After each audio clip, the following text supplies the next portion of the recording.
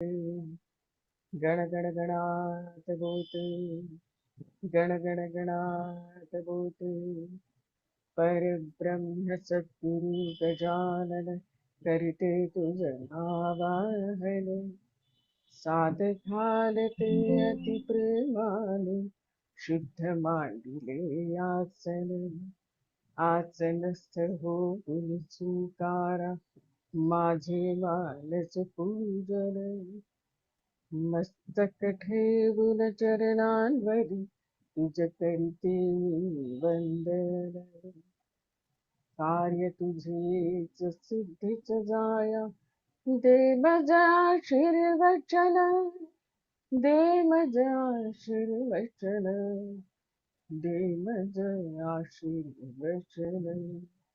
गण गण गणात बोते, गण गण गणात बोते, गण गण गणात बोते. समर्थ सद्गुरु श्री गजानन महाराज की जय. परमपूज्य आदरणीय श्री नांदेडकर गुरुजी श्री विशाल गुरुजी यांच्या चरणी नतमस्तक होते. ताई एक मिनिट हा. आवाज सगळ्यांना क्लिअर होतोय आहे, येतोय ना? का बारीक येतोय? नाही, हा, आवाज थोडा बारीक येतोय. आवाज बारीक वाटतोय. बारीक येतोय. हा हा, बरोबर.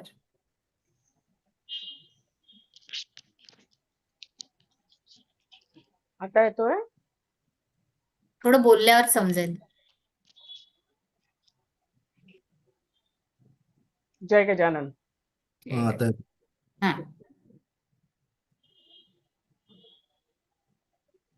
गेल्या सत्रात आपण श्री गजानन विजय ग्रंथाचा पहिला अध्याय पूर्ण करायचा प्रयत्न केला.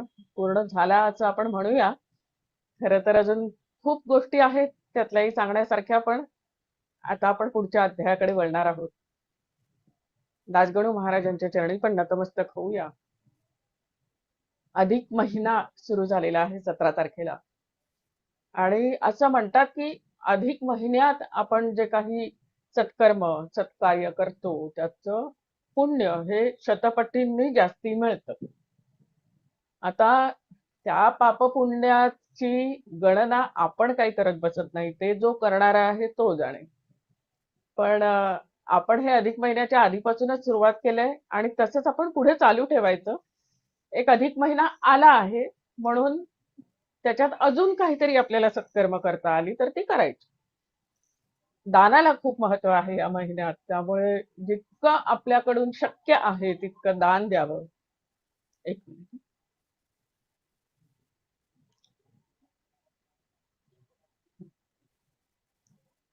कथा कीर्तन आयोजित करावीत किंवा जिथे असतील तिथे जाऊन ऐकावीत. आपल्याकडे आता पुढच्या अध्यायात येतोच आहे कथा कीर्तनाचा भाग. तर अशा अनेक चांगल्या गोष्टी ह्या महिन्यात कराव्यात असं जर शास्त्रांनी सांगितलेलं आहे, तर आपण ते कोण मोजतंय पापपुण्य याचा विचार न करता करावं असं माझं मत आहे. की फार त्याची शहानिशा न करता हे खरंच आहे का, मग सायंटिफिकली ते असं असतं मग असं का वगैरे याच्यात आपण पडायचं नाही. जे सांगितलेलं आहे ठीक आहे. गुरुजनांनी आपल्याला जर काहीतरी सांगितलंय की ह्या महिन्याचा असा उपयोग करून घ्या, तर आपण तसा उपयोग करायचा. या दृष्टीने आज आपण श्रवण करणार आहोत गजानन विजय ग्रंथाच्या दुसऱ्या अध्यायाचं. तत्पूर्वी पहिल्या अध्यायाचा शेवट दासगणू महाराजांनी कसा केलेला आहे आपण गेल्या वेळी बघितलेला आहे की begin with the and in mind. तुम्हाला सगळ्यात शेवटी काय साधायचं आहे तिथपासून सुरुवात करा. आणि तो उपदेश महाराजांनी व्यंकट भक्ताला दामोदर पंतांना तिकडे दिलेला आहे. काय उपदेश दिलेला आहे? याचेच करा सदा मनन, कशापासून जग झाले, ईश्वराची अगाध लीला ती कळे या नरजन्मी. याच्यावरनं आपल्या गजानन विजय ग्रंथाच्या पहिल्या अध्यायात सुरुवातीला अनेक संतांची मालिका आलेली आहे. खूप संतांबद्दल दासगणू महाराजांनी लिहिलेलं आहे की आपल्या या भारतात जंबूद्वीप हे धन्य धन्य आहे, पहिल्यापासून कोणत्या सुखाची ही वाण येथे नाही राहिली यादवरी. याचे हेच कारण या भूमीचं संत चरण अनादी कालापासून लागत आले आहेत, की असं म्हणत त्यांनी भरपूर संतांची मालिका दिलेली आहे. त्यातलेच एक संत म्हणजे निपट निरंजन चरपटनाथांचे शिष्य होते. हे नवनाथ पंथातले चरपटनाथ जे आहेत त्यांचे शिष्य म्हणजे निपट निरंजन. तर ह्या निपट निरंजन यांनी एक छानसं काव्य रचलेलं आहे. ते कशासाठी, तर नरजन्माला येऊन काय करावं हे थोडंसं कडक भाषेत त्यांनी सांगितलेलं आहे. तर ते एक वाचते आणि त्याच्यानंतर आपण पुढे जाऊया. निपट निरंजन असं म्हणतात, आने की वाट कौन, कुठून आलो आपण, कुठल्या वाटेने आलोय. जाने का घाट कौन, कुठे जाणार आहोत आपण शेवटी. आने की वाट कौन, जाने का घाट कौन, ब्रह्म का कपाट कौन, कशात ब्रह्माला सामावलेलं आहे.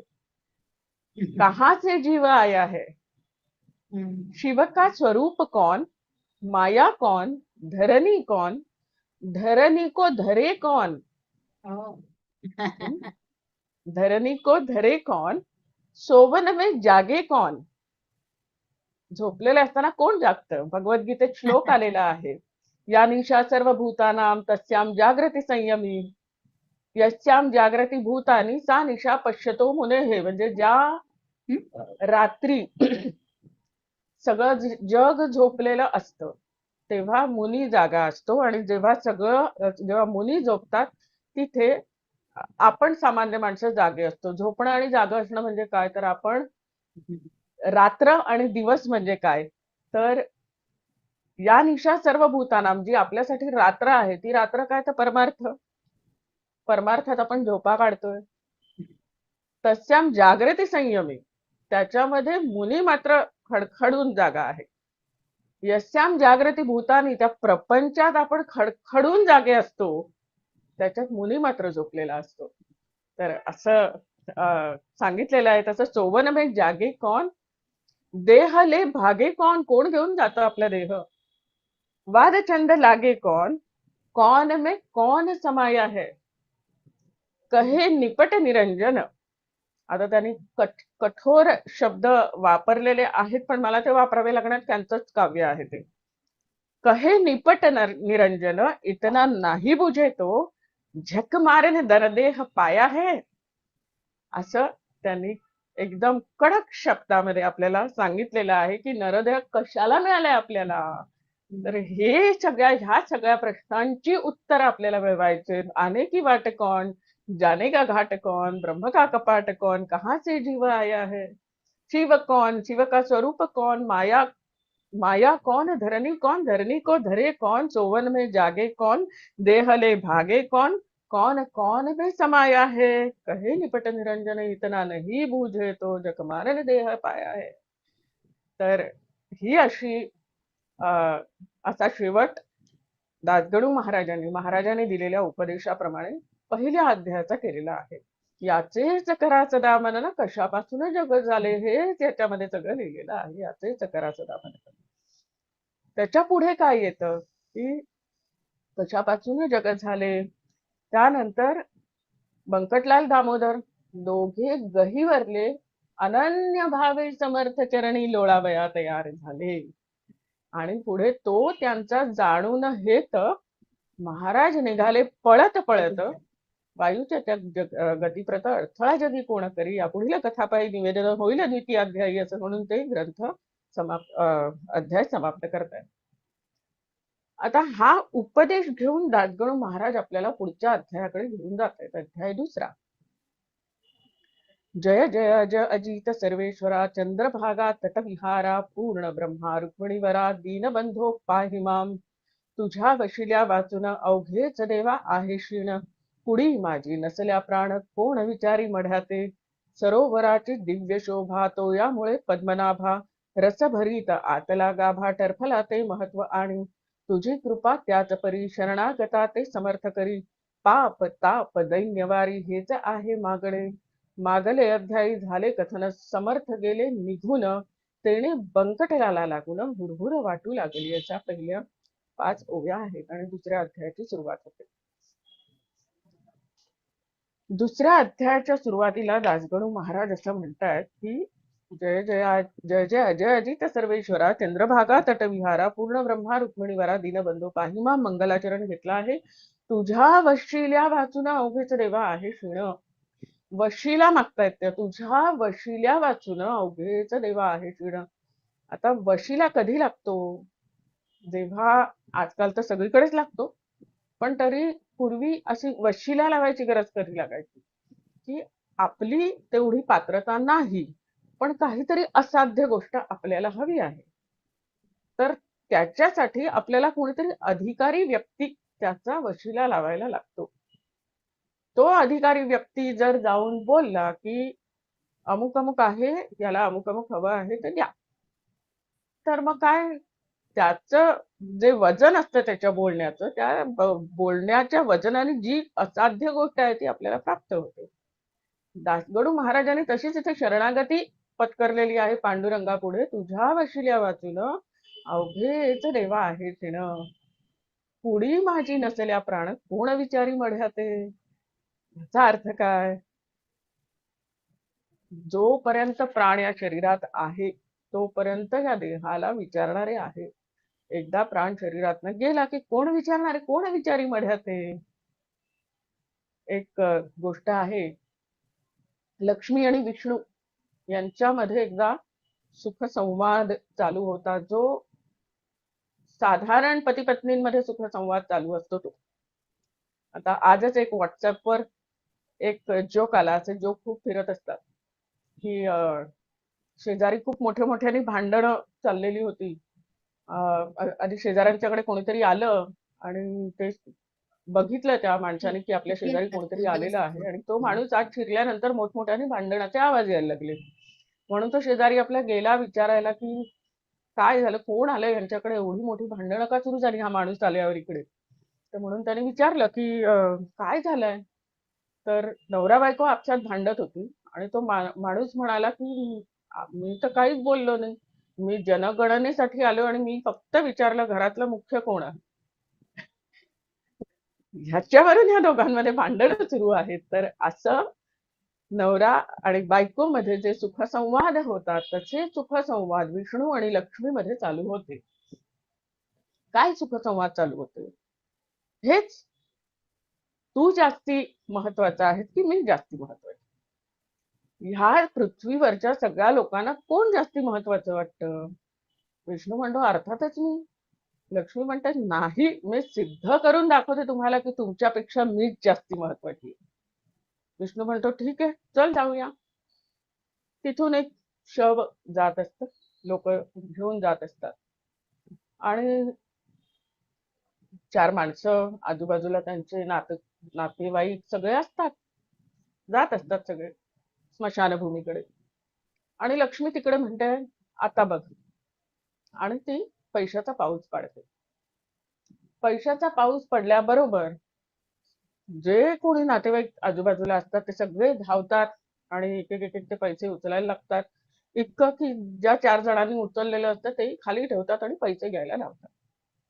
आता लक्ष्मी हसते आणि विष्णूला म्हणते बघ बघ माझं महत्व किती आहे, की अरे त्याला घेऊन जात असताना सुद्धा त्याला खाली ठेवलं आणि मला घ्यायला आले. तुझ्यापेक्षा माझंच महत्व जास्ती आहे. त्यावर विष्णू म्हणतात सगळे धावले, एक नाही धावला. एक नाही धावला कारण त्याच्यात मी नाही. बाकी सगळे धावले कारण तोपर्यंत त्यांच्यात मी आहे अजून. जोपर्यंत मी आहे तोपर्यंत तुला महत्व आहे, एकदा मी नाही म्हटल्यावर तुला महत्व नाही. हे लक्ष्मीला पटलं. पुढी माझी नसल्या प्राण कोण विचारी मढ्याते. तसंच भजगोविंदम म्हणून एक अतिशय सुंदर शंकराचार्यांचं काव्य आहे. इतकं सुंदर काव्य आहे, त्याच्यात एक छान असा श्लोक आहे. तो असा, हे जे दासगणू महाराजांनी लिहिलंय तेच त्याच्यात सुद्धा लिहिलेलं आहे. यावत पवनो निवसती देहे तावत पृच्छति कुशलम गेहे गतवती वायव देहापायो भार्या बिभ्यती तस्मिन काये. म्हणजे काय तर जोपर्यंत हा प्राण शरीरात आहे तोपर्यंत घरात कुशल मंगल विचारतात. कसं आहे, काय हवंय, खायला हवंय, प्यायला हवंय. पण जसा हा प्राण देहातनं निघून जातो तेव्हा पत्नी सुद्धा त्या देहाला घाबरते. पुढी माझी नसल्या प्राण कोण विचारी म्हणते, सरोवराची दिव्य शोभा तो यामुळे पद्मनाभा, रस भरीता आतला गाभा, टरफला ते महत्व आणि तुझी कृपा त्याच परी, शरणागता ते समर्थ करी, पाप ताप दैन्यवारी. हेच आहे मागणे. मागले अध्यायी झाले कथन, समर्थ गेले निघून. समर्थ निघून गेले. का निघून गेले असतील ते? अनन्य भावे समर्थ चरणी लोळावया तयार झाले असं असताना महाराज का बरं निघून गेले असतील? एकतर महाराज सिद्ध कोटीचे संत, सदैव उन्मनी अवस्थेत कायम सच्चिदानंद स्वरूपात लीन असे असायचे. असं असलेल्या संत कोणत्याही उपाधीचे नाव नव्हते जवळीसाचे, पात्र पाणी प्यावयाचे होता एक भोपळा. जर काहीही नको होतं त्यांना, तर आता हे 2 जण पाया पडले म्हणजे अख्खा गाव पाया पडायला लागेल. मग आपण ह्याच्यात अडकू, या उपाधी आपल्याला लागतील, म्हणून महाराज पळून गेले. दुसरं कारण असं की पळून गेले पण बंकटलालाच्या चित्तामध्ये ती तळमळ, तो सद्भाव जागृत करून गेले. बरं, सद्भाव जागृत केला म्हणून लगेच त्याला प्राप्त झाले का? आपल्याला अतिशय सहजपणे प्राप्त झालेल्या गोष्टीची किंमत असते का? कितीतरी गोष्टी आपल्याकडे आहेत, पण ह्या ज्यांच्याकडे नाही आहेत त्यांना त्याची किंमत असते. एखाद्या गरीब माणसाला विचारा की 2 वेळचं अन्न मिळणं किती महत्वाचं असतं. पाणी, राजस्थानला गेलो, कुठेतरी लांबवर रिमोट विलेजेस मध्ये आपण गेलो तर तिथे लांब जाऊन हंडे घेऊन पाणी भरून आणायला लागतं. तेव्हा कळतं की त्या पाण्याचं काय महत्व आहे. आपल्याकडे नळ सोडला की पाणी येतं, कित्येक लोक ते पाणी वाया घालवतात कारण किंमत नाही, सहज प्राप्त आहे. ह्या सगळ्या गोष्टींचा आपण खूप विचार करणं गरजेचं आहे की प्रत्येक गोष्ट वापरताना किती काळजी घ्यावी की कुठेतरी कोणीतरी असं आहे ज्यांना हे सहज प्राप्य नाहीये, आपल्याला आहे म्हणून ते वाया घालवू नये. एवढंच. असो, विषयांतर करत नाही. तर हे एक कारण की बंकटलालाच्या मनात तो सद्भाव जागृत झालेला आहे. पण इथेच जर महाराज थांबले असते आणि तसेच बंकटलाला बरोबर गेले असते तर बऱ्याच गोष्टी वेगळ्या घडल्या असत्या. काय तो आपण आपला विचार करू नंतर. पण म्हणून महाराज पळून गेले. बंकटलाला लागून हुरहुऱ्या वाटू लागले. गोड न लागे अन्न पाणी, समर्थांचा ध्यास मनी, न हाले दृष्टीपासून गजाननाचे रूप, ते जिकडे पाहावे तिकडे भास होऊ लागला त्यांचा खास. याचे नाव श्रोते ध्यास, उग्या नसती पोरचेष्टा. आता ध्यास लागणं म्हणजे काय असतं हे दासगणू महाराजांनी आपल्याला इथे सांगितलेलं आहे की संत हे सहज प्राप्य नाहीत. एक छान कवन लिहिलेला आहे. तात मिले पुनि मात मिलय, सुत भ्रात मिलय, युवती सुखदाई, राज मिलय गजबाज मिलय, सब साज मिलय, मन वांछित पाई, लोक मिले सुर लोक मिले, विधि लोक मिले, वैकुंठ ही जाई, सुंदर और मिले सबही सुख, दुर्लभ संत समागम भाई. म्हणजे काय? तात मिले पुनि मात मिले, आई मिळते, वडील मिळतात, भ्रात मिले, सुत मिले, मुलगा मिळतो, बंधू मिळतो, पत्नी मिळते, राज्य मिळतं, सगळे ऐश्वर्य भोग मिळतात. जे जे काही मनोरथ मन वांछित पाहिजे, जे काही मनात आहे ते सगळं मिळू शकतं. लोक मिले, नरदेह मिळू शकतो, सुरलोक मिळे, स्वर्ग मिळू शकतो, वैकुंठ सुद्धा मिळू शकतो. जे जे काही सुंदर आहे ते सगळं मिळू शकतं. पण संत समागम दुर्लभ बाई. बाकी सगळं तुम्हाला मिळेल पण संत मिळणं हे अतिशय दुर्लभ आहे. दुर्लभम त्रयमेव एतद् दैवानुग्रह हेतुकम मनुष्यत्वम मुमुक्षुत्वम महापुरुष संश्रय, हे सांगून ठेवलेलं आहे. त्यामुळे संत असे सहज प्राप्य नाहीत. पहिल्या अध्यायात ध्येय सांगितल्यानंतर आता ते सांगतायत की ध्येय प्राप्तीकडे जाण्यासाठी कसं जायचं आहे, ती वाट आता दुसऱ्या अध्यायापासून महाराजांनी दाखवायला सुरुवात केलेली आहे.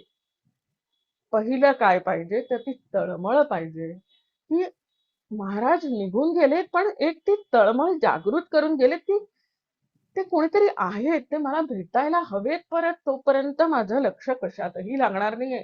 जोपर्यंत महाराज मला भेटत नाही तोपर्यंत मला कशातच मन लागणार नाही. महाराज हवेत, महाराज हवेत, महाराज हवेत, हेच बंकटलालाच्या मनात सतत सतत चालत होतं. जिकडे पहावे तिकडे तू दिसशी नयना, अशी त्याची अवस्था झालेली होती. हा जो ध्यास लागला, त्याच्यामुळे काय झालं की कशात लक्ष लागेना त्याचे भवानीराम म्हणतायत की अरे, हा एवढा तरणा ताठा मुलगा, याला हे याचं काय झालंय याचं. घरी येता वडीला पुसती भवानी रामसन्मती, बाळा तुझी आजवृत्ती कारे झाली त्यांच्या. चित्ती उत्साह दिसेना, वदनी दिसे म्लानपणा, ईशा असह्य यातना होती कशाचं सांग मज. पुढे तर सगळा संवाद आपल्याला माहिती आहे, पण त्यांनी वडिलांना सांगितलं नाही. का सांगितलं नाही? वडील स्वतःहून जेव्हा विचारतायत की तुला काय झालंय बाळा, सांगू शकले असते व्यंकटलाल की असं असं मी योगी बघितलंय, पण मला त्याचा ध्यास लागलाय आता, पण आता मला ते भेटत नाही तोपर्यंत मला काही चैन पडणार नाही. हे का नसेल सांगितलं वडिलांना? कारण आता अजून व्यंकटलालाला वाटतंय की ते कोणीतरी योगी आहे. अजून मनाची 100% खात्री झालेली नाहीये, म्हणून ते अजून वडिलांना सांगायला धजावत नाहीयेत. शेजारी रामाजीपंत देशमुख वयाने वृद्ध अत्यंत व्यंकटलालाने हकीकत त्यांना निवेदली. आता घरी सांगितलं नाही पण रामाजी पंतांना सांगितलं. का सांगितलं? ते वयस्कर आहेत, आपल्यापेक्षा कोणीतरी वयस्कर आहेत, त्यांना आपल्यापेक्षा जास्त अनुभव आहे, म्हणून त्यांच्या पुढे तरी आपण मोकळं व्हावं, अशा यांनी व्यंकटलालांनी रामाजी पंत देशमुखांना हे सांगितलं. आणि त्याच्यावर रामाजी पंत देशमुखांनी दुजोरा दिला की तू जो पुरुष कथेची मला, तो योगी असावा कोणीतरी. योग्यान वाचून अशा क्रिया मिळती ना कुठे पहाव्या, पूर्व सुकृता वाचून या होणे न दर्शन अशांचे. तू घेतले दर्शन, जन्म तुझा धन्य धन्य, भेटता ते तुझं लागून ने मलाही दर्शना. असं जेव्हा सांगितलं तेव्हा व्यंकटलालाच्या मनात खात्री झाली, तरी कुठेतरी एक छोटीशी जागा बाकी होती. कसं दासगणू महाराजांनी हे चरित्र रचलेलं आहे आणि कशा या गोष्टी घडत गेल्यात त्याचा आपण विचार केला तर हे मुद्दे लक्षात येतात की ह्याच्यानंतर हे काय, ह्याच्यानंतर हे काय आहे. हं? दर्शन देऊन गेले, वडील विचारतात, वडिलांना सांगितलं नाही, रामाजी पंत देशमुखाने सांगितलं. आणि मग पुढे काय झालेलं आहे तर ऐशा स्थितीत दिवस चार व्यंकटलालाची तिळभर विसरण पडे तयार, अजिबात विसर पडत. हा ध्यास किती सुंदर असतो, किती सुंदर असतो. समर्थ रामदास स्वामींना असा ध्यास लागलेला रामाचा. एकदा त्यांची आई विचारते, काय झालंय तुला बाळा? मला रामाचं भूत लागलंय असं म्हणालेले. तसं व्यंकटलालाला महाराजांनी धरून ठेवलेलं होतं. ती तळमळ जेव्हा जागृत होते ना, तेव्हा व्यंकटलाल काय बरं विचार करत असेल की मी सगळीकडे शोधतोय महाराजांना, इतक्या तळमळीने शोधतोय तर ते मला का भेटत नाहीये. त्याच्यावर सुद्धा मोरोपंतांच्या काही आर्या आहेत, वामन पंडितांचे काही श्लोक आहेत, वाढेल विषय. पण त्याच्यातही हेच लिहिलेलं आहे की जेव्हा एखाद्या व्यक्तीचा असा ध्यास लागलेला असतो आणि तरी ती व्यक्ती आपल्या समोर येत नाही, मग आपण किती विचार करायला लागतो की का बरं असं झालं असेल. महाराज, तुम्हाला माझ्यापेक्षाही जास्ती तळमळ असलेला कोणी भेटला का हो? त्याच्यासाठी तुम्ही निघून गेलात का हो? माझ्याकडून काही चूक झाली का? मी तुम्हाला त्या दिवशी, मी तर तुम्हाला विचारलं, तुम्हाला पाणी विचारलं, तुम्हाला अन्न विचारलं, तरी काही कमी झालं का? महाराज, का बरं आपलीच पुण्याई नसेल तेवढी? आपण याचाच विचार करतो की जर, आणि हे चांगलं आहे, आपण आपल्याकडून काहीतरी कमी राहिलेलं आहे असं जेव्हा विचार करतो तेव्हा ते चांगलं असतं. ह्याच्या विरुद्ध नाही, म्हणजे तेच कोणीतरी बरोबर नाहीये. ज्या अर्थी आपण इतक्या तळमळीने बोलत आणि ते येत नाहीत म्हणजे त्यांच्यातच दोष आहे, असं असं समजणारे ही लोक असतात. आणि आपल्यातच काहीतरी दोष आहे असं समजणारी लोक असतात. आपण बंकटलालाच्या कॅटेगरीत पडावं त्याच्यासाठी खूप साधना लागते, पण तरी सुद्धा ह्या कॅटेगरीमध्ये आपण यावं की दोष आपल्यात आहे, तिथे नाहीये. ते अजून संत आहेत हे बंकटलालाची 100% खात्री झालेली नाही, तरी सुद्धा तो म्हणतोय की दोष माझ्यात आहे. ही विचार करण्यासारखी गोष्ट आहे. आणि जेव्हा 4 दिवस गेले, समर्थांचं कसं झालेलं, पंढरपूरला गेले, तिकडे विठ्ठलाकडे बघितलं. विठ्ठलाकडे बघितल्यावर त्यांना त्यांच्यात रामच दिसला. येथे कारे उभा श्रीरामा, मनमोहन मेघश्यामा, चापबाण काय केले, करकटावरी ठेविले. असं तिकडे विठ्ठलाला बघून समर्थ रामदास स्वामी म्हणतात, असा हा ध्यास प्रत्येक भक्ताला जर लागला तर संत नक्कीच त्याच्या बरोबर सावलीसारखे उभे राहतात. पण आपल्याला ध्यास असतो तो प्रपंचाचा.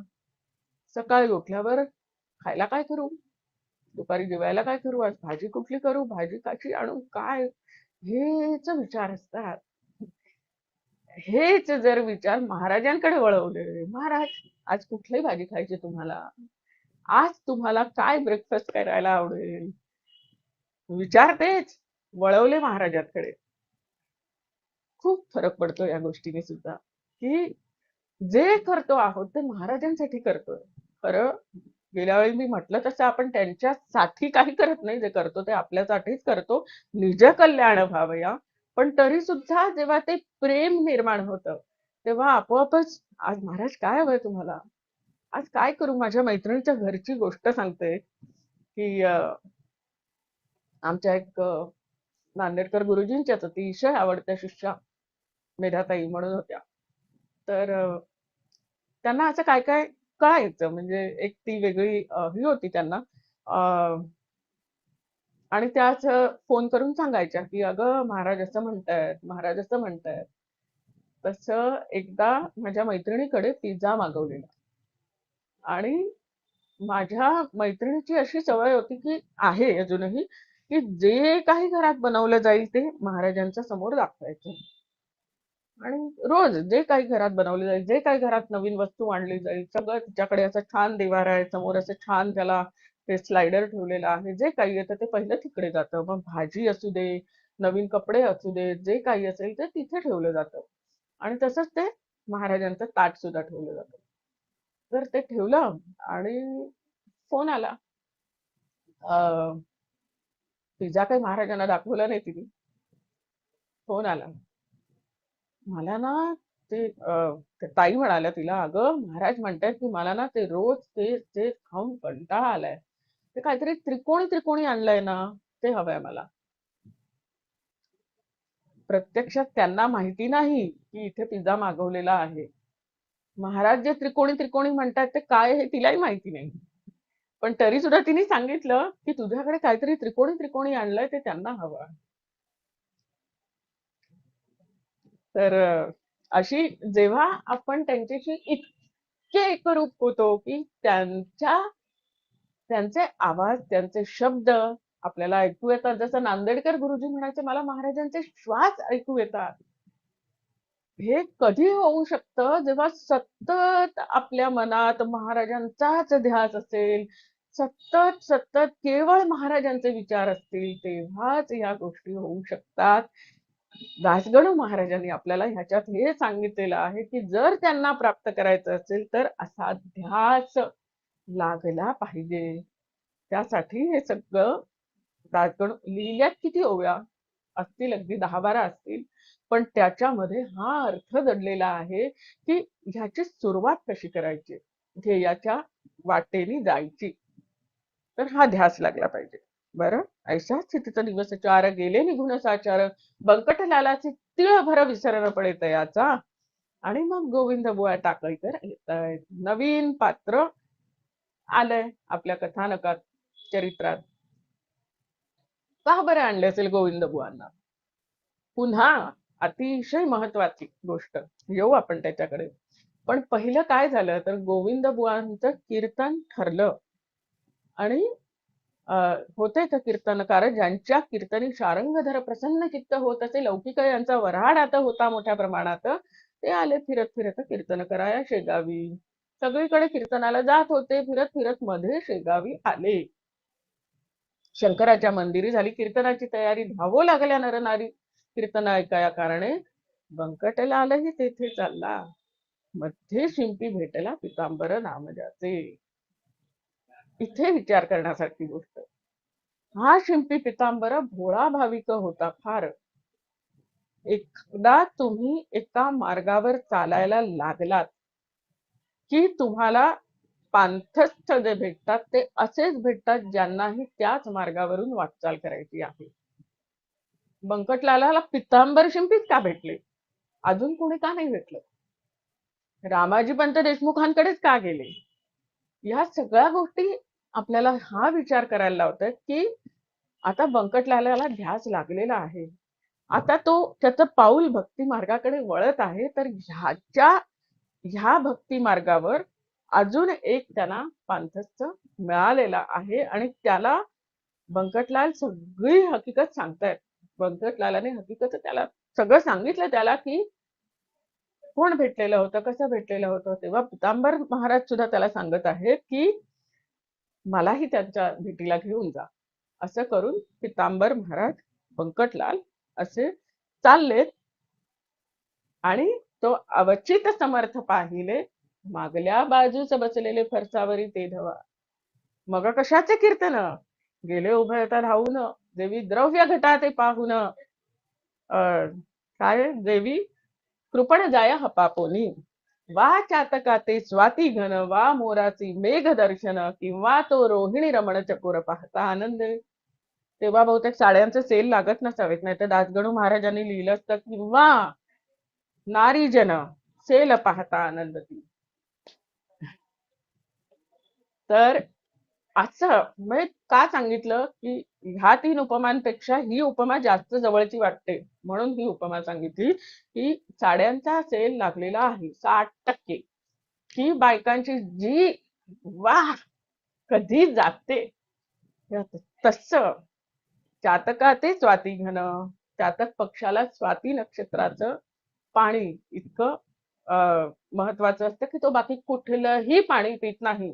चातक चौतीसी म्हणून तुलसीदासांनी एक काव्य केलेलं आहे, त्याच्यामध्ये हे लिहिलेलं आहे की कशी तुमची निष्ठा पाहिजे तुमच्या गुरुवर. एक भरोसे एक बल एक राम विश्वास, हे जे काव्य आहे ते चातक चौतीसी काव्य आहे की चातक पक्षाचं कसं असतं. एका चातक पक्षाची गोष्ट त्यांनी सांगितली तुलसीदासांनी की तो त्या मेघाकडे चोच उघडी ठेवून असा बघत बसलेला असतो आणि कधी त्या स्वाती नक्षत्राचा पावसाचा थेंब त्याच्यावर पडतोय, त्याच्या चोचीत पडतोय याची वाट बघत असतो.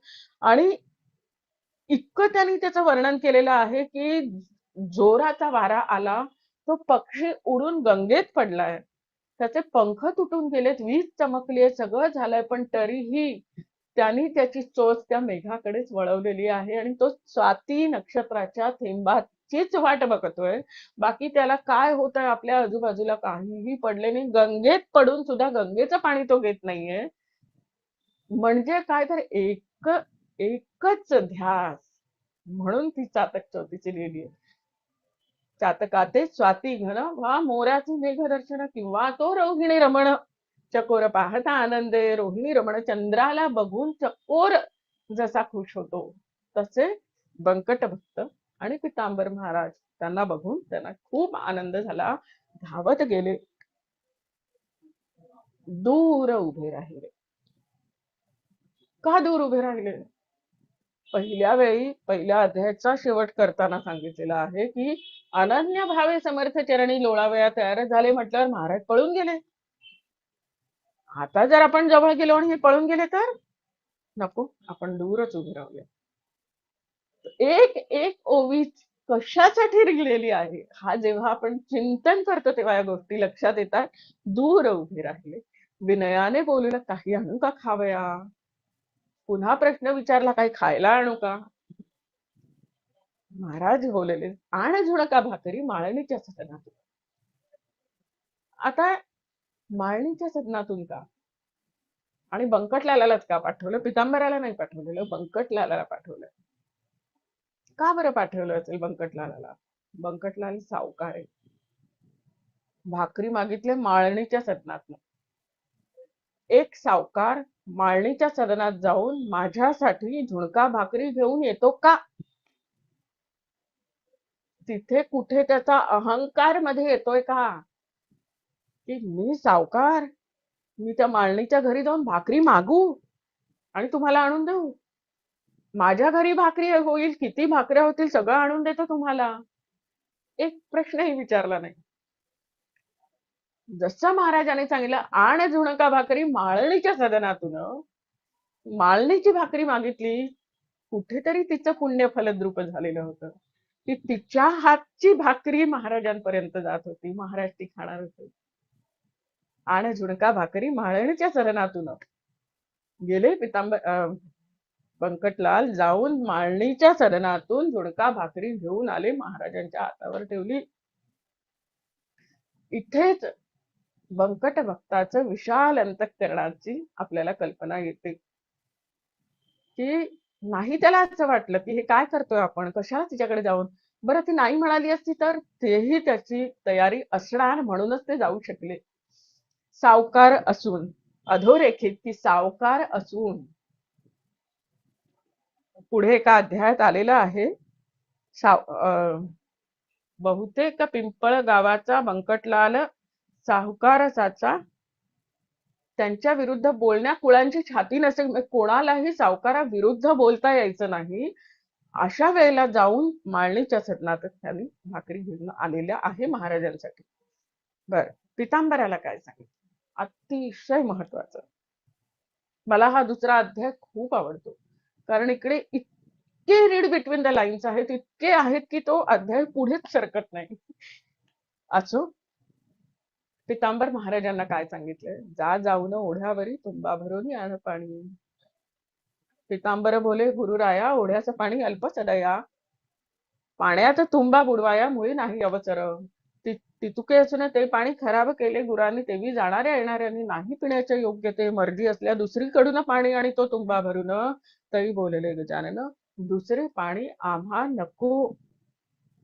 नाल्याचेच आण पाणी, आत तुंबा बुडवून, उगीच ओंजळी ओंजळींनी तुंब्यात पाणी भरू नको. इतकं स्पष्ट सूचना दिलेली आहे. पुढे काय आहे? तुंबा घेऊन पितांबर तात्काळ गेला नाल्यावर. तुंबा भरेल ऐसे नीर कोठे ना त्याने पाहिले, तळव कदाच विजतीला इतुकच होते तेथे जल. करून हाताची ओंजळ तुंब्यात पाणी भरणी नसे, ऐसी झाली आडविहीर. चिंतावला पितांबर, ही या करून अखेर तुंबे स्पर्श केला जला. खूप मोठा उपदेश आहे इकडे. तो ऐसे झाले अघटित, तुंबा बुडावा जेथ जेथ, तो बुडे तेथ तेथ खळगा पडून ओढ्याला. नाल्याचे घाण जीवन तुंब्यातच फटका समान, आले तैसे पाहून शिंपी चित्ती चकित झाला. आता इथे काय उपदेश आहे? पितांबर महाराज पहिल्यांदा आपल्या माऊलीला बघतायत, याच्या आधी कधीही त्यांनी बघितलेलं नाही. हा, कीर्तनाला जातोय, वाटेत बंकट भक्त भेटलाय, दोघे कीर्तनाला जात आहेत. पितांबर महाराजांना आणि बंकटलालाला महाराज दिसले. पहिलं दर्शन घेतलंय पितांबर महाराजांनी, आणि पहिल्याच दर्शनात महाराज सांगतात, जा तुंबा भरणी आण पाणी. का बरं सांगितलं असेल? आणि का त्या नाल्याचंच पाणी आणायला सांगितलं असेल? कसं असतं, पितांबर महाराजांची तयारी होती, अतिशय भाविक. हा शिंपी पितांबर भोळा भाविक होता फार, असं पहिलंच त्यांनी सांगितलेलं आहे. आणि तो आधीच तयार झालेला. गुरु भेटीची तळमळ त्याच्यात आधीच होती. बंकट भक्त निमित्त झालेला आहे, त्याच्या मनात तो सद्भाव जागृत झालाय आणि महाराजांच्या दर्शनाची ओढ लागलेली आहे. पितांबराला आधीपासूनच विरक्ती आलेली आहे आणि भाविक मन होतं. तिथे गेल्यावर महाराजांनी त्याला बघितलं, त्यांनी महाराजांना बघितलं, तो महाराजांचा झालेलाच आहे. एक परीक्षा महाराजांनी फक्त घेतलेली आहे, त्याची परीक्षा नाहीच. खरं तर त्याला शुद्ध करण्यासाठी तिकडे पाठवलेलं. त्या नाल्यावर गेल्यावर पहिलं त्याला ते गढूळ पाणी दिसलं. आता आपला विचार करूया, आपल्या मनावर एवढे बाह्य जगाचे संस्कार झालेले असतात की आपण कुठल्याही गोष्टीचा विचार करताना पहिले निगेटिव्ह विचार करतो. कुठलीही गोष्ट बघा, आंबे आणायला गेलो, चांगले निघतील ना, खराब निघाले तर पैसे परत घेईन ना, आता आंबे तुलाच आणून देईन, मला चांगले आंबे दे. येतो की नाही विचार? 100 रुपयाचा एक आंबा खराब निघाला तर 100 रुपये गेले ना. आपण कधीही विचार करताना आपल्याला पहिलं काहीतरी वाईटच येतं डोक्यात. तसंच वरवर जग बघितलं तर त्यात सगळा गढूळपणाच दिसतो. आणि आपल्याही मनावर असे संस्कार झालेले आहेत की ते जग, आपली दृष्टी अशी झालेली आहे की त्याच्यात थोडासा गढूळपणा असतोच. सगळ्या विश्वात कुठेतरी काहीतरी गढूळपणाच दिसतो आपल्याला. टर्बिडिटी ज्याला आपण म्हणतो, ती टर्बिडिटी बाह्य जगातली आहे. एक गोष्ट माहिती असेल तुम्हाला सगळ्यांना ताई थोडक्यात. आवाज आवाज आवाज गेला तुमचा. एक मिनिट हं, बघते.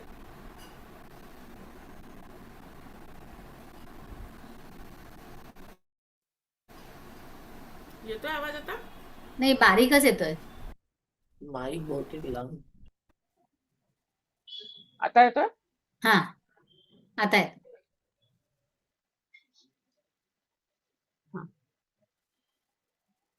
तर हा, ती गोष्ट कदाचित तुम्ही ऐकलेली असेल. एक बाई डायनिंग टेबलवर सगळे बसायचे जेवायला आणि ती बाई समोर बघायची तर समोरच्या घराच्या बाहेर अंगणात कपडे वाळत घातलेले दिसायचे आणि ती बाई म्हणायची, काय ही बाई समोरची, तिला कपडे धुता येत नाहीत, कसे मळकट कपडे धुतलेले आहेत, असं रोज ती तक्रार करायची. एक दिवस रविवारी डायनिंग टेबलवर सगळे बसले आणि तिने बघितलं की अरे वा, त्या बाईपर्यंत गेलेला दिसतोय निरोप, एकदम आज स्वच्छ दिसतायत कपडे. त्याच्यावर तिचा नवरा म्हणतो, आज मी आपली काच पुसली. तसं ही काच पुसण्याचं काम जे आहे ते महाराजांनी इकडे केलेलं आहे. गढूळ पाणी आहे, सगळं घाण नाल्याचं पाणी आहे, पाय तळवे पदाचे भिजतील इतकेच तेथे होते जल. असं असताना सद्गुरु कृपेचा स्पर्श झालेला आहे त्या तुंब्याला. तो तुंबा नुसता ठेवला, तो ओढ्याला खळगा पडला, गढूळ पाणी बाजूला झालं, स्वच्छ पाणी आत भरलं गेलं. पितांबराच्या चित्तातली जी काही घाण होती ती गढूळ पाण्याद्वारे वाहून गेली आणि जे शुद्ध अंतःकरण असतं ते अंतःकरण ओतप्रोत त्यात भरलं गेलं त्या तुंब्यामध्ये. हे का झालं? कारण एकदाच महाराजांनी सांगितलं, ओंजळी ओंजळींनी पाणी भरू नको, तुंबा तिथे ठेव. ते केलं त्यांनी सद्गुरूंच्या वाक्यावर पूर्ण निष्ठा ठेवून ती कृती त्यांनी केली, म्हणून त्याची चित्तशुद्धी महाराजांनी झटक्यात करवली. संतांना हा मल काढणं काय कठीण आहे, त्यांनी संकल्प केला की सिद्धी झाली. मी याला सांगतोय जा आणि तुंब्याभरून पाणी घेऊन ये, त्यांनी ती कृती केली, तो माझा झाला. तिथे जर पितांबर महाराजांनी केलं असतं, जाऊ दे कुठे याच्यात काही दिसत नाहीये, भरूया ओंजळी ओंजळी, संपलं ना तिकडे. नाही ऐकलंय, संतांनी सांगितलेलं वाक्य ऐकलं नाही, संपलं तिकडे. मग आता तू तुझं काम कर, मी माझं काम करतो. पण त्या गुरुवाक्यावर निष्ठा ठेवली, ऐकलं, म्हणून हे घडलं. सांगायचा हेतू असा, आपणही कधी कधी सत्पुरुषांनी सांगितलेल्या गोष्टी इतक्या मनावर घेत नाही. जेव्हा आपण ह्या गोष्टी मनावर घेऊ आणि आलाय ना त्यांच्या मुखातून, त्यांनी सांगितलंय ना आपल्याला एक माळ जप ह्या मंत्राचा करायचा, मनात कुठलीही शंका न ठेवता तो जप आपण करायचा. का? त्यांनी सांगितलंय, त्यांना माहितीये काय करायचं आहे, कसं करायचं आहे, सगळं त्यांना कळतंय. माझं हित कशात आहे हे त्यांना माहितीये. ही अतूट श्रद्धा आणि विश्वास जेव्हा आपण सद्गुरूंवर ठेवू, तेव्हा पितांबर महाराजांचं पुढे काय झालेलं आहे हे आपण बघितलेलं आहे. आपुल्या सारिखे करी ती तात्काळ नाही काळ वेळ तया लागी, तेच पितांबर महाराजांच्या बाबतीत महाराजांनी केलेलं आहे. एकदा त्यांनी पहिल्याच वाक्यावर त्यांचा विश्वास ठेवला म्हणून ही गोष्ट घडलेली आहे. असो, पितांबरांनी तुंबा आणून ठेवला योगेश्वराचे सान्निध्याला, त्याचा समर्थ स्वीकार केला झुणका भाकर सेविल्यावर. पंकटलालाची सुपारी मागते झाली साक्षात्कारी, अरे माळणीच्या भाकरीवरी माझी सेवा करतोस का? काढ सुपारी खिशातून, फोडून देईन माझं कारण. ते सांगितल्यावर बंकटलालाला आनंद झाला, समाधान झालं की आपल्याकडून काहीतरी मागताय. पहिल्या अध्यायात काय आलेलं आहे? पत्रावळीची शीत वेचून खाताय, अन्न मागितलं नाही, मला अन्न आणून द्या असं मागितलं नाही, पाणी मागितलं नाही. सगळीकडे ब्रह्माचा उपदेश देतात, एक ब्रह्मजगदांतरी ओतप्रोत भरले असे असं म्हणत, तुम्हा गरज असेल तरी तरी आणून घालावारी. मला नाहीये गरज, तुम्हा गरज असेल तरी आणून घालावारी. मग इकडे एकदा सांगतायत माळणीच्या घरातनं चून भाकरी घेऊन ये. ठीक आहे, त्याचं कारण आपल्याला कळलं, बंकटलालाची परीक्षा बघतायत. पितांबराला सांगितलं जा ओढ्यावरून पाणी घेऊन ये, पितांबराची परीक्षा बघितली. आता बंकटलालाकडे सुपारी का मागतात? महाराजांना सुपारीचं व्यसन होतं? नाही. सुपारी हवी होती? नाही. बरं त्यांना कसं, त्यांना म्हणजे ही गोष्ट अगदी साधी आहे, ही त्यांना कळणं काही कठीण नाही की बंकटलालाच्या खिशात सुपारी आहे. हा, काढ सुपारी खिशातून, फोडन देई माझं कारण. काढली सुपारी. सुपारी नव्हते हो मागत ते मागत होते बंकटलालाचं प्रारब्ध पूर्वसंचित. तू दे मला, ती सुपारी मी घेतो आणि त्याचे तुकडे तुकडे करून टाकतो. मला भेटलास, संपलं तुझं सगळं, पूर्वसंचित सगळं साफ करून टाकतो. कधीही संत स्वतःच्या स्वार्थासाठी काहीही मागत नाही, कधीच नाही. त्यांना काही मागायची गरजच नाहीये. कारण माझा यजमान भीमा तटी उभा विटेची जग जेठी, तो काय माझ्यासाठी हे वैभव द्यायला तयार नसे. असं असताना कुणाकडे तरी सुपारी मागावी महाराजांनी? नाही हो, प्रारब्ध मागून घेतलं, आता तू माझा. पुढे अनेक वेळा उल्लेख आलेला आहे जिकडे बंकटाला महाराजांनी माझा म्हटलेला आहे. क्षमा कर. असो, सुपारी द्यायला गेले बंकटलाल. नुसती सुपारी कशी ठेवायची हातावर? जनरली आपण काय करतो, कोणी असं भेटलं हातावर, आता 100 रुपये 500 रुपये काहीतरी ठेवतो. तसंच खिशातनं तेव्हा 2 नाणी, खडकू दुदंडी व्याघ्रांबरी मुसलमानीत आणि सारखी चालत होती व्यवहारित या वऱ्हाड प्रांतात, म्हणून ती 2 नाणी काढली. पैशाप्रती पाहून महाराज बोलले हसून, काय व्यापारी समजून मजला तुम्ही अर्पिशी. रामकृष्ण परमहंसांची गोष्ट आहे, त्यांनी कधीही पैशाला स्पर्श केला नाही, कधीच नाही. ते म्हणायचे की जवळ जरी आले पैसे तरी मला सहन होत नाही. तर एकदा शिष्याने परीक्षा घ्यायची ठरवली.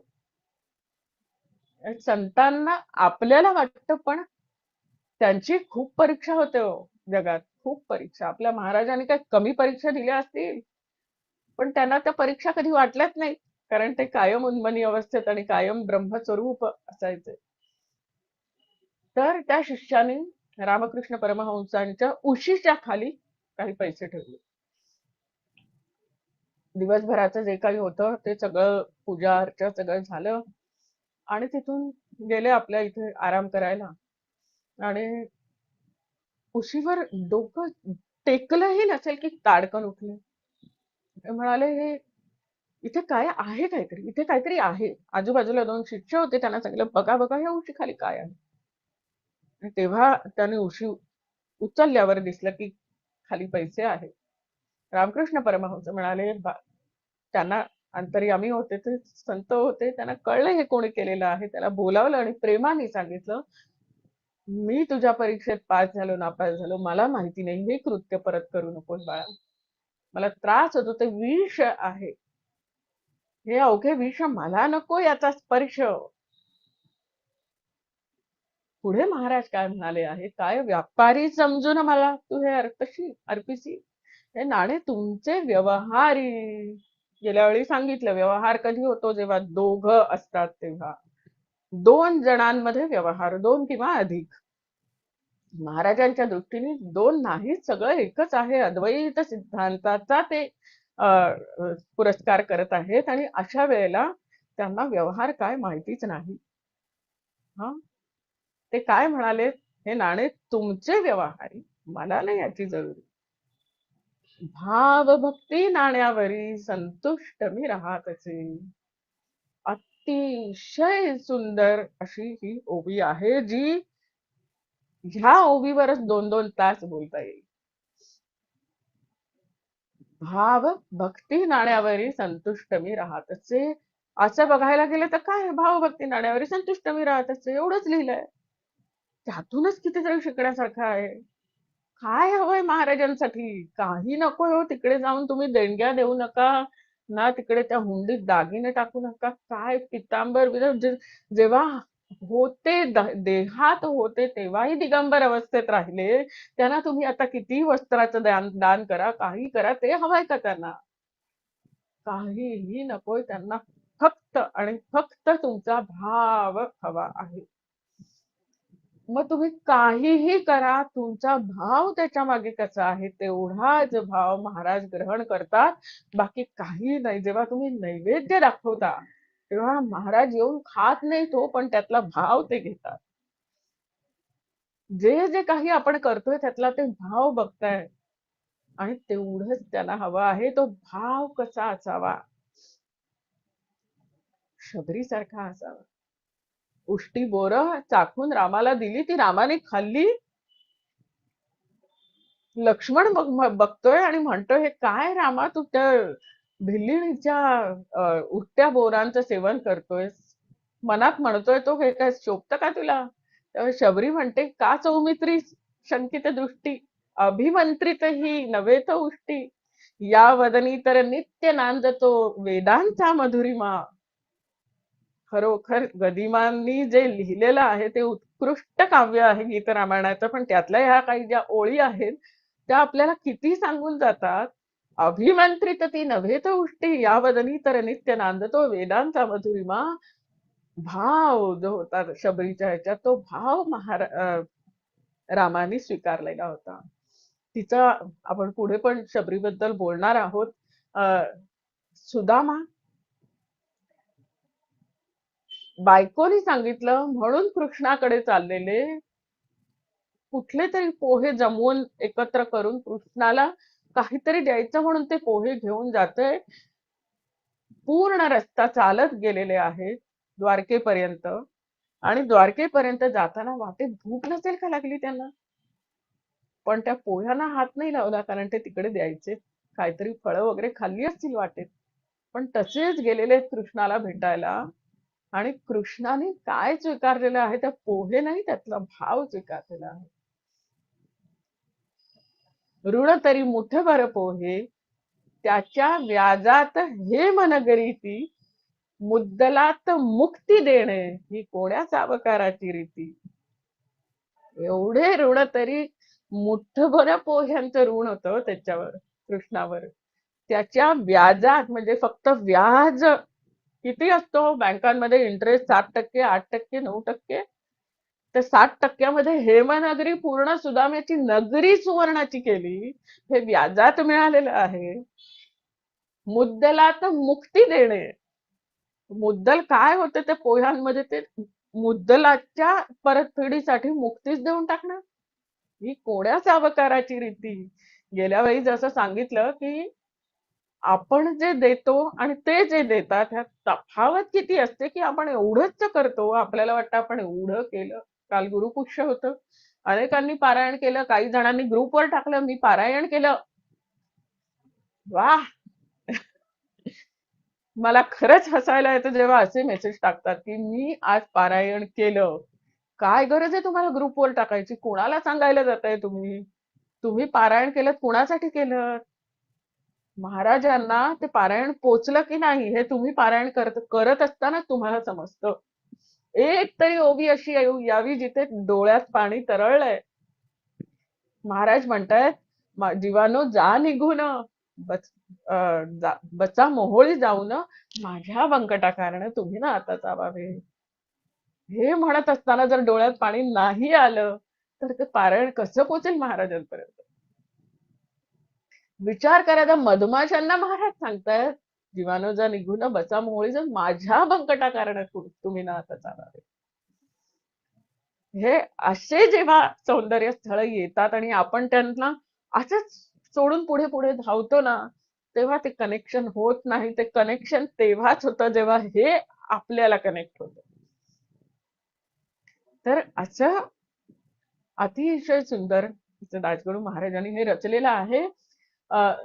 सुदाम्याचं सांगितलं उदाहरण. तसंच समर्थांचा एक अज्ञान नावाचा शिष्य, त्याच्याबद्दल नंतर बोलू. किती वेळ आहे अजून, म्हणजे गोविंद बुवांचे कीर्तन सुरू करेपर्यंत वेळ आहे का? नाहीतर आपण भावभक्ती नाण्यावरी संतुष्ट मी राहत असे याच्यावरच थांबूया.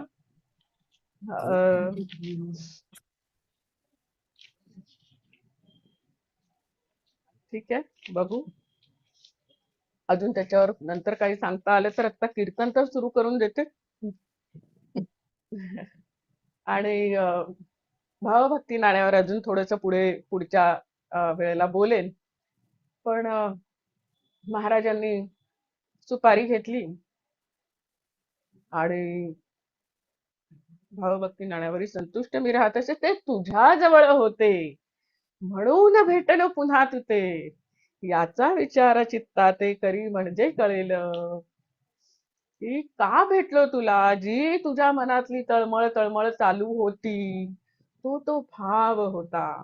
तो भाव मला मिळाला. तो भाव मला जो मी ग्रहण करतो तो भाव तुझ्याकडे होता म्हणून मी तुला पुन्हा भेटलो. नाहीतर शेगावी महाराज आले नसते. बंकटाच्या त्या भावानी, त्या तळमळीनी त्यांना खेचून आणलेलं आहे शेगावात. हे परत आपल्याला अगदी व्यवस्थित लक्षात का त्या बंकट भक्ताचे आपण आभार मानले पाहिजेत की त्याच्या मनात ही जी तळमळ निर्माण झाली त्यांनी महाराजांना शेगावात खेचून आणलं. जा आता कीर्तन दोघे जाऊन करा श्रवण मी लिंबापाशी बैसून कथा त्याची ऐकतो. दोघे कीर्तनात आले. महाराज लिंबापाशी बैसले. गोविंद बुवांचे सुरू झाले आरंभीचे निरूपण. बर, गोविंद बुवा आलेले आहेत कीर्तनासाठी. काय घेतलं त्यांनी तर अख्ख्या भागवतामध्ये जो ज्ञानाचा स्कंध आहे तो आहे एकादश स्कंध. बाकी 10व्या स्कंदात कृष्णाच्या लीला आहेत. त्याच्या आधीच्या स्कंधांमध्ये इतर जे अवतार झालेले आहेत भगवंताचे त्या अवतारांच्या कथा आहेत. पण गोविंद बुवांनी इथे निवडला तो एकादश स्कंद आणि त्याच्यात सुद्धा निवडला तो भवसगीता. अतिशय ज्ञान त्याच्यात भरलेला आहे आणि त्यातला एक श्लोक गोविंद बुवांनी घेतलेला आहे. सुरुवात केलेली आहे. पूर्वार्ध विशद केलेला आहे. त्याचा उत्तरार्ध समर्थ बदले. याचा अर्थ महाराजांना भागवत माहिती होतं नव्हे त्यातले सगळे श्लोक पाठ होते. बर, श्लोक पाठ होते पण नुसतंच कोणीतरी म्हटलं असतं तर गोविंद बुवांनी इतकं लक्ष दिलं नसतं. त्याचा उत्तरार्ध समर्थ बदले ते ऐकून घोटाळले गोविंद बुवा मनात. हा उत्तरार्ध बदलणारा पुरुष अधिकारी दिसतो साचा जात्या घेऊन मंदिरा याहो कीर्तन श्रवणाचं. तेव्हा जेव्हा ते म्हणतायत की हा कोणीतरी अधिकारी दिसतोय त्या अर्थी त्यांनी उच्चारलेले जे शब्द आहेत ते तुमच्या काळजाचा ठाव घेणारे आहेत. जेव्हा सत्पुरुषांच्या मुखातून काही बाहेर पडतं तेव्हा ते इतकं शुद्ध पवित्र आणि आपले कान आपलं चित्त वेधून घेणारं असतं. ते गोविंद बुवांना जाणवलं. कसं आहे, श्लोक म्हणणारे खूप असतात पण श्लोकामध्ये आपल्या ग्रंथातच पुढे आलेला आहे उदात्त अनुदात्त स्वरित हे जे प्रकार आहेत हे त्या श्लोकातनं म्हणता येणं, म्हणून दाखवणं, यासाठी तो अधिकार लागतो, ते शिक्षण लागतं. आणि हे सगळं महाराजांच्या त्या शब्दांमधून गोविंद बुवांना जाणवलेलं आहे. म्हणून ते म्हणालेले आहेत की हा उत्तरार्ध वधणारा पुरुष अधिकारी दिसतो साचा. त्या आपण सगळे बोलतो ते वैखरी वाणीतनं बोलतो. वैखरी मध्यमा पश्यंती परा, संत बोलतात ते केवळ परावाणीतनं बोलतात. कुठल्याही अक्षर, कुठलाही स्वर जो पहिला उमटतो तो परावाणीतनं, मग तो वरती चढत चढत वैखरीपर्यंत येईपर्यंत तो डायल्यूट झालेला असतो. पण आपण जे बोलतो ते वैखरीतून बोलतो, पण संतांच्या मुखातून जे येतं ते परावाणीतनं आलेलं असतं. आणि त्या परावाणीतनं जे शब्द येतात ते आपल्या हृदयाला भिडतात. तसंच गोविंद बुवांच्या हृदयाला हे उत्तरार्धाचे श्लोक भिडले आणि त्यांनी सांगितलं त्यांना घेऊन या. त्यांना घेऊन या आणि सगळे त्यांना आणायला गेले. ह्याच्या पुढचा भाग आपण पुढे बघूया, वेळ झालेली दिसतीये. तर सगळे महाराजांना आणायला जात आहेत. बंकटलाल आणि पितांबर हेही गेलेले आहेत. आणि मग आता पुढे काय होतं ते आपण पुढच्या भागात बघू. पुढच्या शुक्रवारी तारीख आहे 29. हा मला जर जमणार असेल तर मी एक 3-4 दिवस आधी तुम्हाला सांगते, नाहीतर चालेल. त्याच्या पुढच्या शुक्रवारी. ताई, ठीक आहे. हा, एवढे रमून गेलो ना, एवढे रमून गेलो की घड्याळाकडे एवढा पटकन कसा 1 तास संपला असं वाटायला लागलं. मी म्हणजे रात्रभर बसू शकतो. एकदम. नाही आणि म्हणजे मी मध्ये इंटरप्ट केलं बहुतेक तुम्हाला, पण इतके एवढा अर्थ म्हणजे खरंच आम्ही बघितलाच नाही हो ग्रंथ असा, नाहीच कळला. म्हणजे आता अशी झलक मिळते आम्हाला की त्या ग्रंथाकडे बघण्याची दृष्टीच बदलली. एवढे त्याच्यातले महाराजांच्या गूढ इच्छा. अर्थ महाराज सांगतायत. खरंच छान सुंदर, आहे. खरंच खूप सुंदर. महाराजांकडनंच येत आहे. आणि ते कारण माझी तेवढी पात्रताही नाही, कारण मी बोलताना मी शिकते. पण आम्ही आणि सगळे भाग्यवान म्हणावे लागतील की आज महाराज उपस्थित होऊन आमच्यासाठी हे सगळं वाढतायत आम्हाला. म्हणजे त्यांच्याच द्वारे हे येतंय. आम्ही किती भाग्यवान आहोत आपण की सगळेच आज भाग्यवान आहोत. बंकटलालांकडे का खेचले गेले, काय भाव होता तिथे, नक्कीच. किंवा तो अहंकाराचा त्या माळणीच्या सदनातून आणण्यासाठी का पाठवलं, ही दृष्टीच नव्हती ताई, खरंच नव्हती दृष्टी. म्हणजे नाही, एक एक तेच आपण ना वाचत जातो. कदाचित हेच म्हणूनच हे कार्य दिलेलं असेल की पारायण करताना मी नेहमी असं म्हणते की 19वा अध्याय वाचायला अशा व्यक्तीला ठेवतात जो सगळ्यात भरभर तो अध्याय वाचेल. तिकडेच सगळं हे होतं. 349 ओव्या, बाप रे! आहे काय प्रसंग तो महाराजांच्या समाधीचा आणि तो भरभर वाचून संपवायचा. त्यापेक्षा नाही केलं पारायण तरी चालेल, पण जे वाचावं त्यातलं अर्थ मात्र कळला पाहिजे. बरोबर, खरंच सुंदर. त्यामुळे छान आता मलाही आता जे सांगायला. पारायण होईल, जे सगळे आज आहेत ते वेगळ्या दृष्टीने पारायण करतील, वेगळ्या भावाने करतील ताई, नक्कीच. आणि आय थिंक हीच मोठी त्यांच्या म्हणजे बस चरणी तेच आमची आहे, हे असेल. तेवढंच हम्म. तेच महाराजांना हवं असेल हो म्हणून हो, ते एक निमित्त करून बसवलं आहे मला. बाकी त्याच्या पलीकडे काही नाही. नक्कीच. चला, खूप छान सेवा वाटतंय करून घेतो. तुमच्या सगळ्यांशी कनेक्ट करायला. हो हो त्यामुळे हो, खूप खूप धन्यवाद तुमचे की तुमच्यामुळे मला हे चिंतन होत आहे आणि हे तुमच्यापर्यंत पोहोचवू शकते. खरंच धन्यवाद. समर्थ सद्गुरु श्री गजानन महाराज की महाराज जय. की जय. जय गजानन. जय गजानन ताई, धन्यवाद. खूप खूप सर्वांचे धन्यवाद. आणि जर प्रतिक्रिया द्यायच्या असतील, आवडलंय तर तुम्ही देऊ शकता.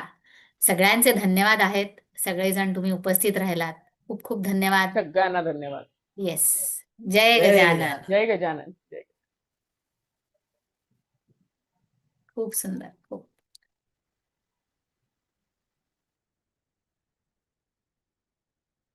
ठीक आहे. हा.